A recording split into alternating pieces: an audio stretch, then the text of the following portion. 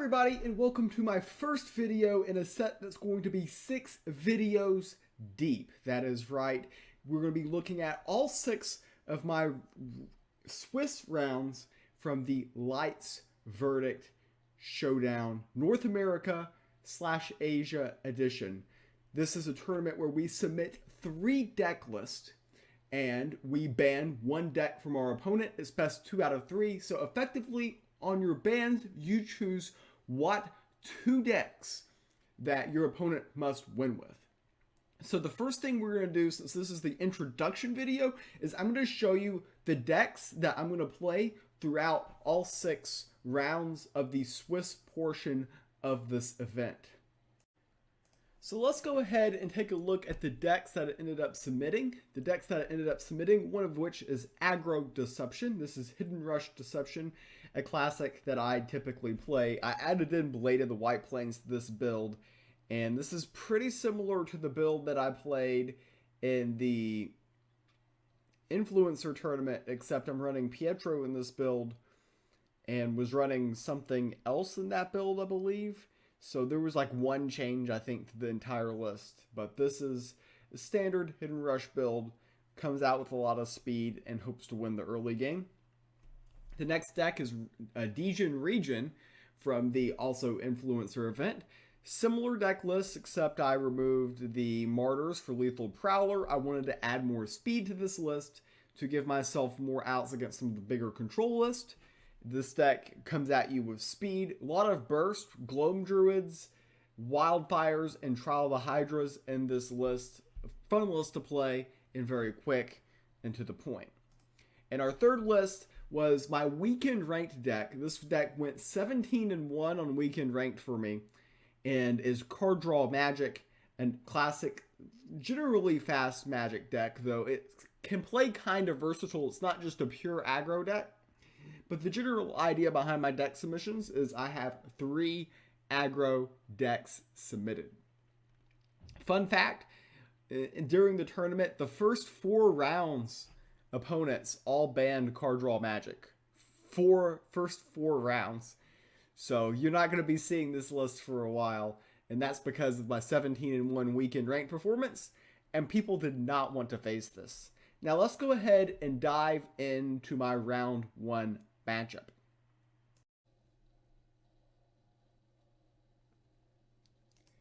Welcome to round number 1 of the Lights Verdict tournament. I banned my opponent's nature list. They banned my magic list.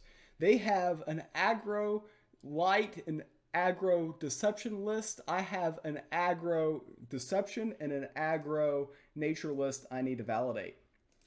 So going first, double cap, Pyramid Warden, okay. Seems pretty good. Why does the aggro light have anything I need to worry about here? No, I think I just go double cat, lad, and good. I think this is a good hand.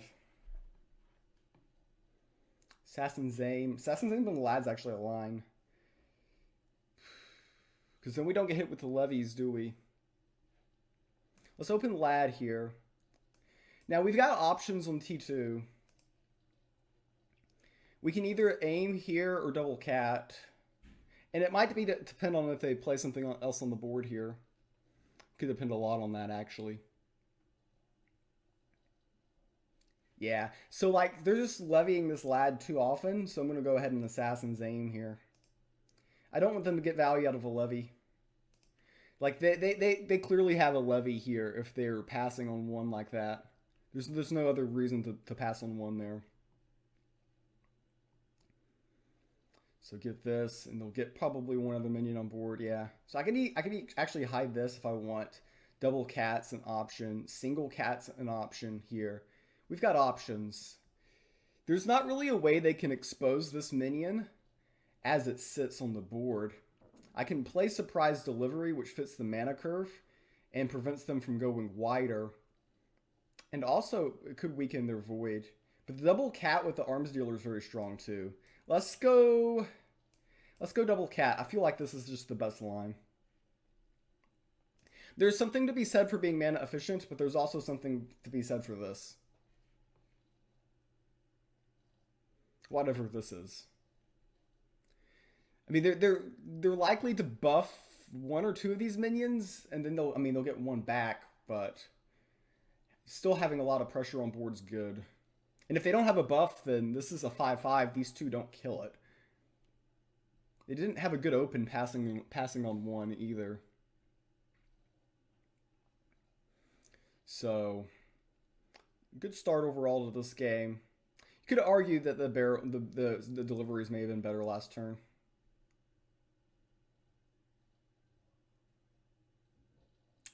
Okay. So we have two options. They do have two protective benedictions in their list. So that is something to keep in mind. Because of that, I think I play surprise deliveries on this turn. I think it's the most reasonable line. So we'll kill the aging veteran. These two go face. We play the deliveries. So the idea is that if they've got protective benediction, they're still having issues on how wide they can go. We're probably eyeing the card shark and the sanctum. Or actually maybe the lambasting wand's a little bit more accurate. These minions can be pretty problematic and take up a lot of space, but if they've got protective benediction, then these can actually live basically forever. And all of these getting frontline with armor is pretty problematic for me.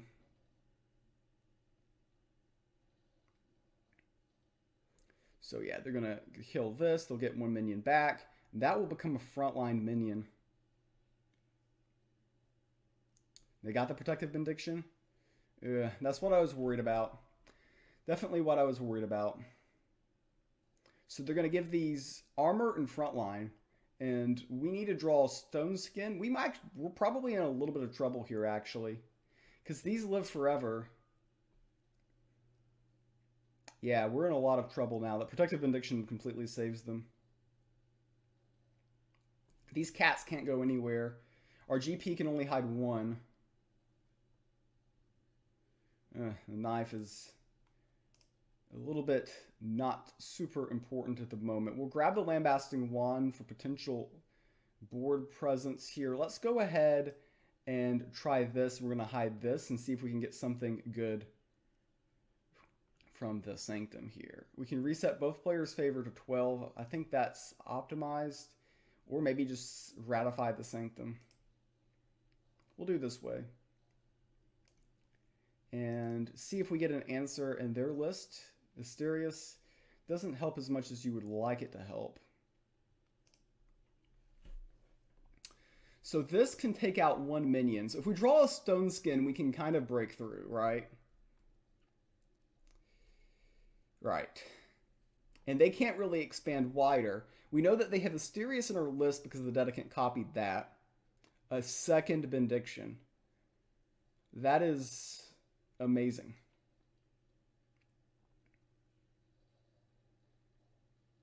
So the interesting thing is they're only actually threatening to deal 5 damage to us each turn. This is a very fascinating game.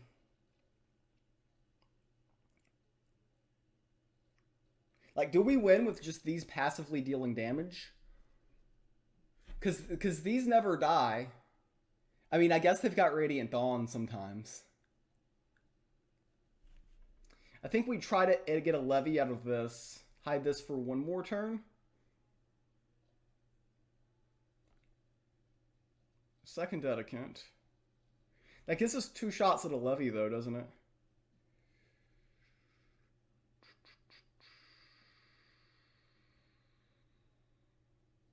I mean, I can knife and kill one, but then if they get like Asterius or something, we kind of get wrecked, don't we?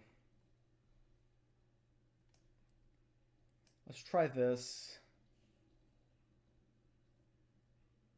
I want to deal 3 damage to my opponent's god.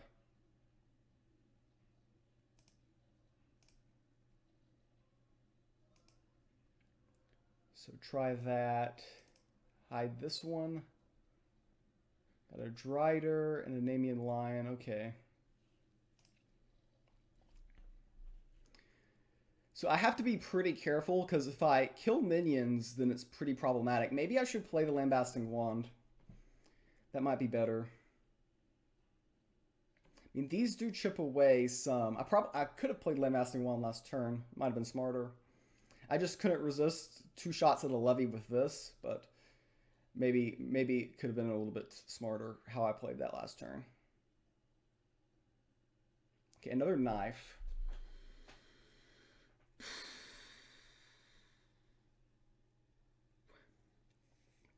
Very tough.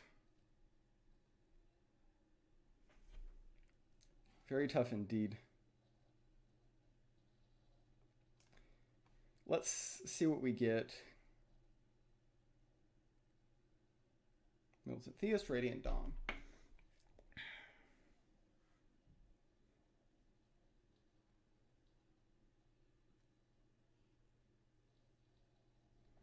Yeah, I think now's when we play this.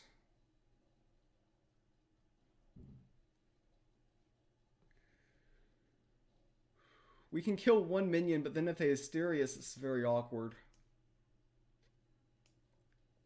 Maybe it's optimal to kill 1 with a knife. Let's kill 1.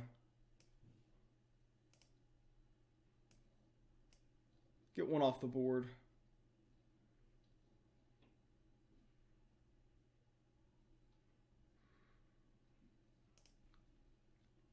Our Asterius with some of these can get kind of bursty as well.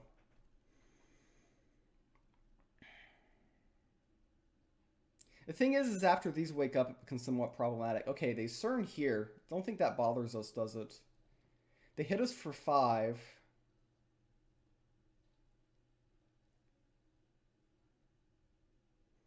I mean, if we get like a Stone Skin Poison, that goes a long way. Avatar of Deception.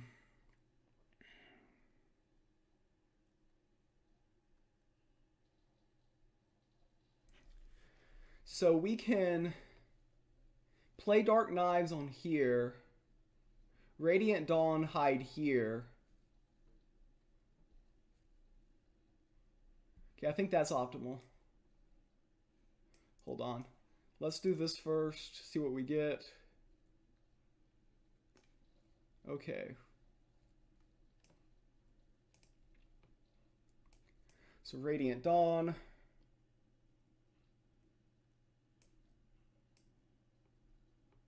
So this goes there. So those 2 going face kind of threatens a lot, doesn't it? And we'll grab this for the burst. It could be relevant. Might should have attacked face. Yeah, should have attacked face. Because we know they've got Bronze Servant.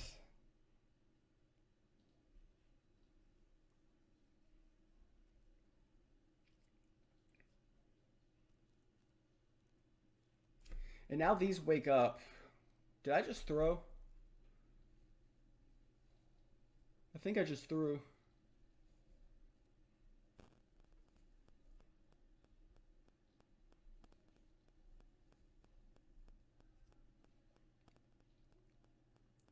We can play Asterius. Oh, wow. We win with Asterius here. Wow. What a game 1. Asterius with the cats, and we attack into the barrel. And that gives us lethal. Wow. What a game. What a game. Game number 1 went our way. That was a very exciting game. The Protective Benediction almost getting there for the opponent. I think I misplayed it, but got away with it. And sometimes that's all you can ask for. They're re-queuing with the same list they just lost with. I have to play Nature. I've got no other option here.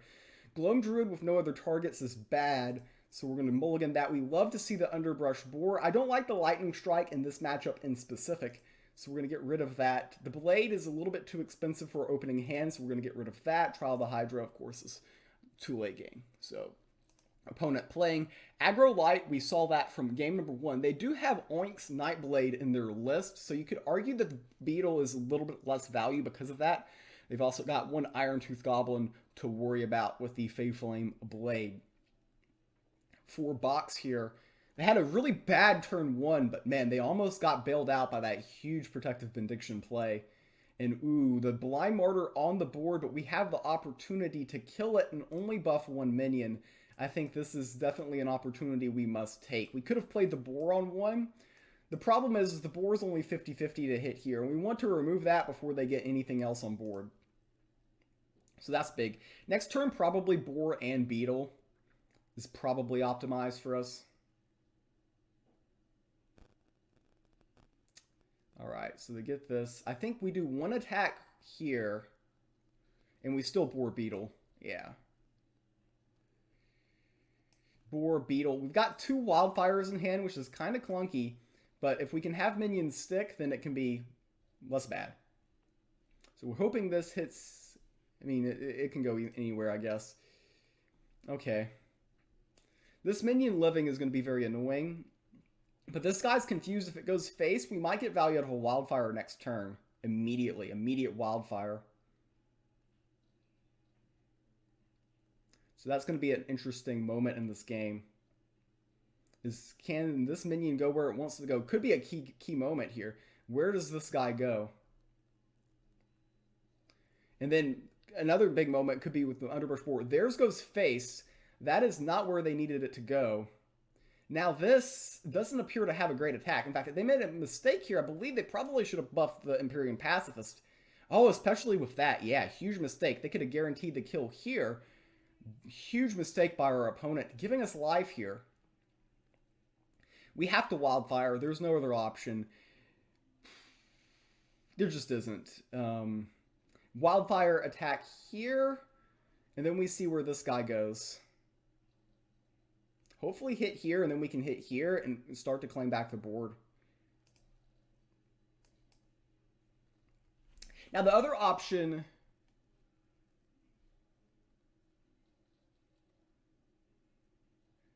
Actually, wait, no. I've got to attack here, and then attack here, or attempt to attack here. But even if we miss, it's okay, I think. We got the Fae Flame to finish. Okay. So it's a very interesting situation. If they don't kill any of these minions, then we've got a second wildfire and it can kind of snowball. This is just begging for a levy right now, though, if he's got one. He's got 2 cards in hand, and one of them is the second Humble Benefactor, though. He definitely wants to... Ooh, okay, so he's going to weaken this and attempt to attack here. The question is will he be successful or not? Big moment in the game, and he hits. He does indeed hit. That was a critical moment for our opponent there. And now, do they want to apply additional buffs onto this board is the question.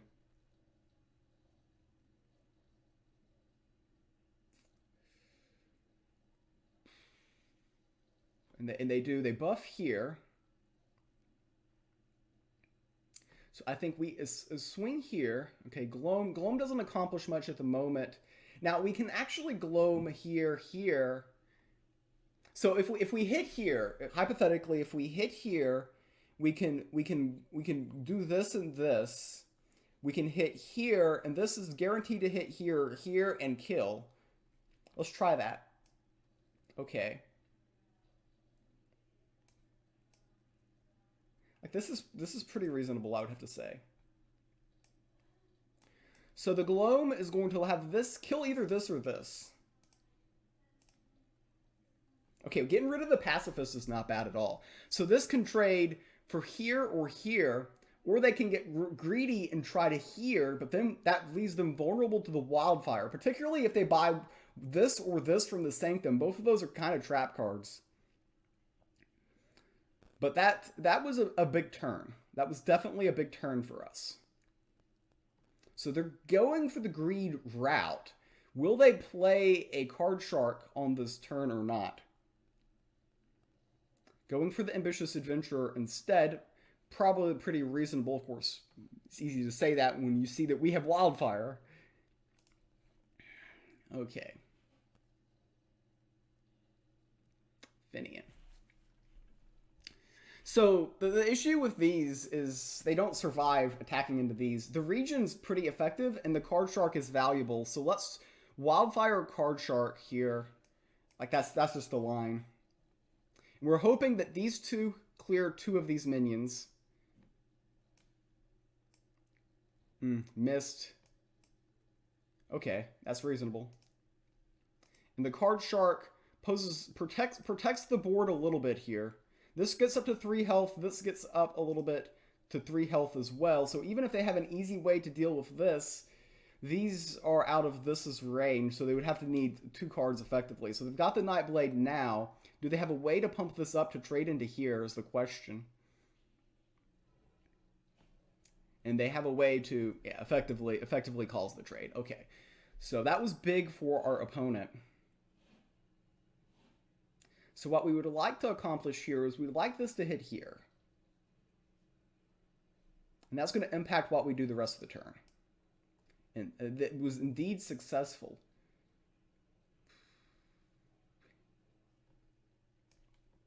So this goes face. We're just going to do it this way. Now, we could have bought the Archer from the Sanctum. That was an option, but this is very wide. In fact, let's just buy the Archer. Is this the card that we want?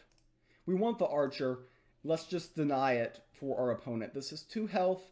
This is a very wide board, very menacing board for our opponent. Posing the question to them.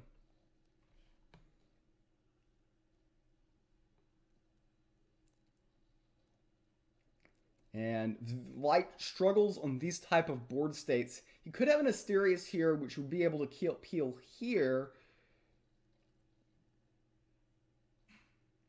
That would be the best card for him to get out of this spot, in my opinion. The Blind Martyr, okay, so his board will get a little bit wider. So how do I want to handle the situation?